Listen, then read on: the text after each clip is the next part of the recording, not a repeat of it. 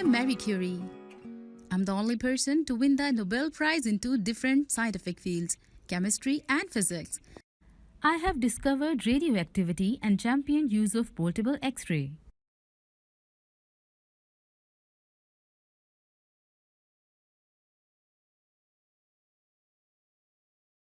अस्सलाम वालेकुम स्टूडेंट्स, आज का हमारा टॉपिक है हेरिडिटी, विरासत। जैसा कि हमने पिछले लेक्चर में डीएनए और उसके दोनों तरीकों माइटोसिस और मियोसिस को डिस्कस किया था।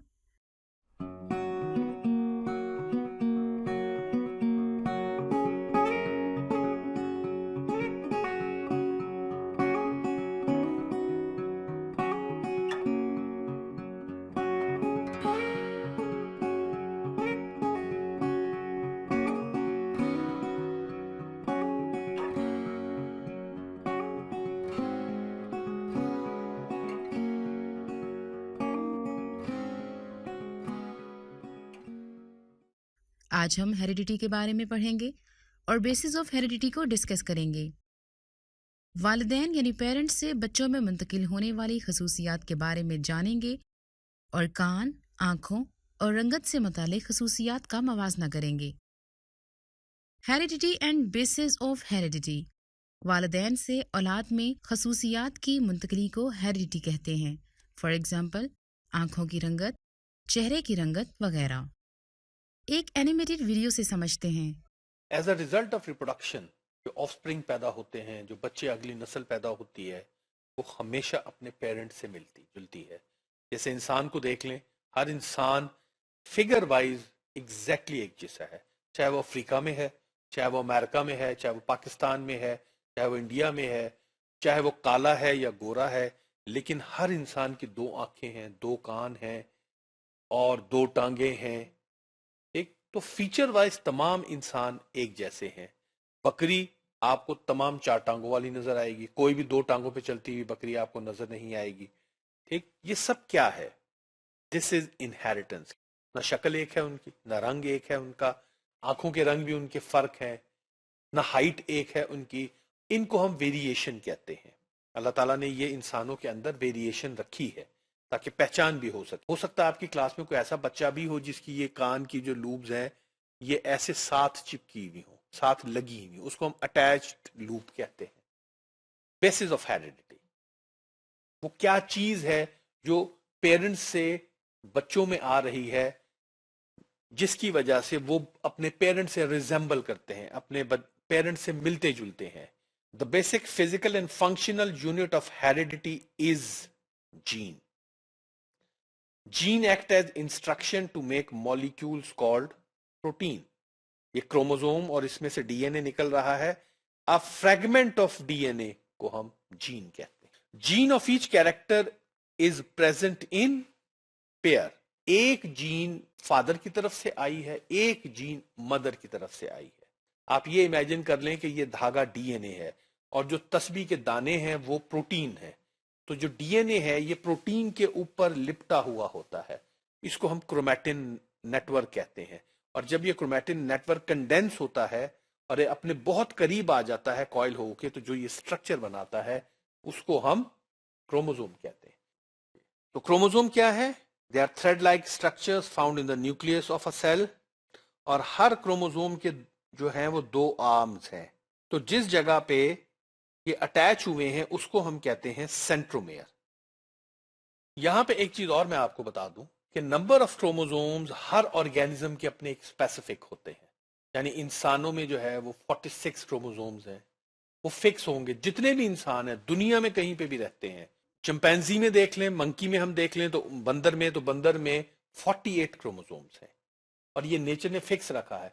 इसी तरह कोई भी आप ऑर्गेनिज्म, कोई प्लांट ले लें, कोई ट्री ले लें, हर एक में नंबर ऑफ क्रोमोसोम्स अपने उसके स्पेसिफिक होंगे और नेचर ने उसको प्रिजर्व किया हुआ है।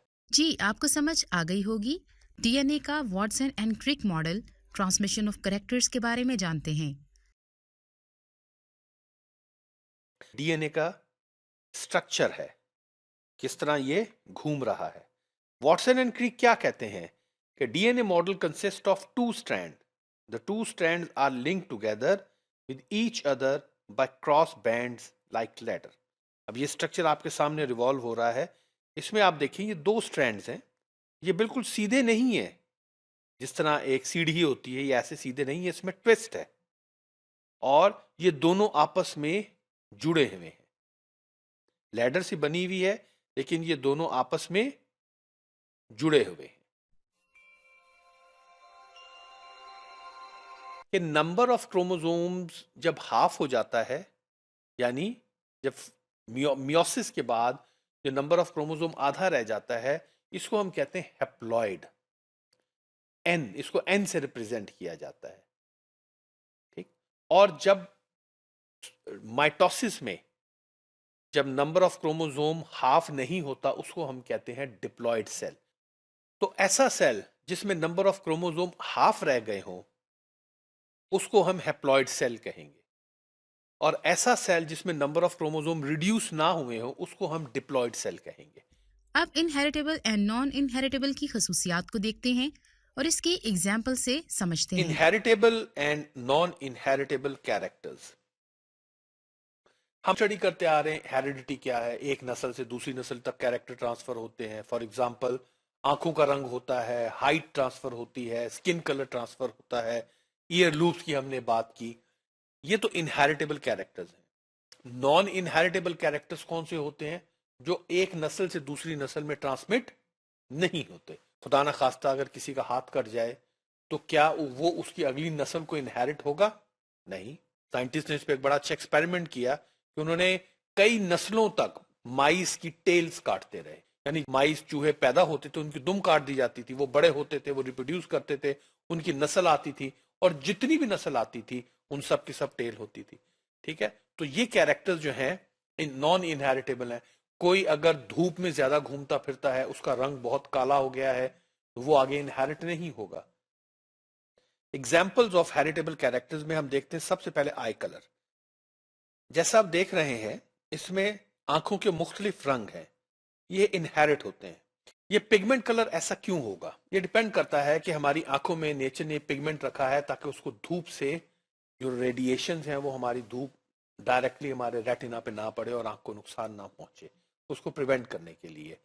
अगर वालिदैन की आई कलर जो है वो ब्लू है, तो उसके जो बच्चे हैं उनका कलर भी आंखों का ब्लू होगा।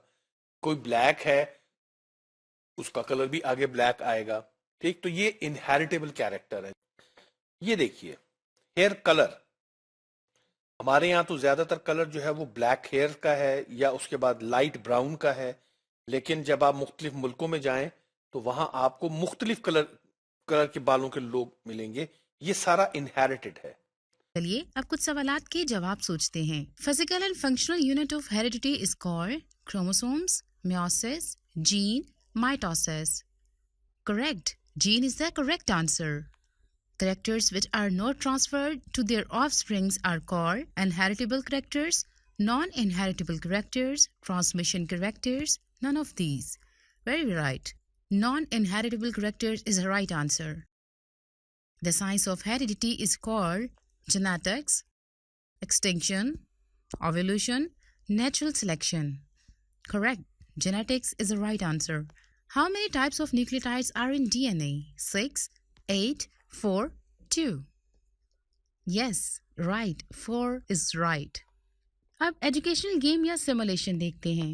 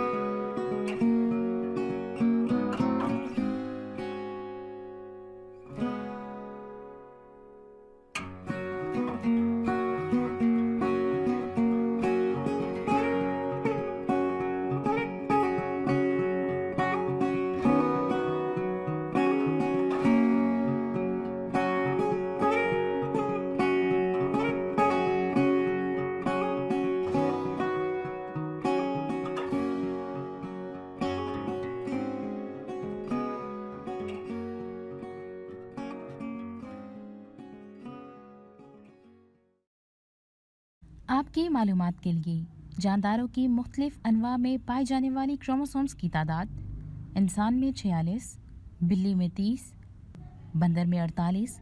उम्मीद है आप इस काबिल हो गए होंगे कि वालिदैन से बच्चों में मुंतकिल होने वाली खसूसियात की शनाख्त कर सकें।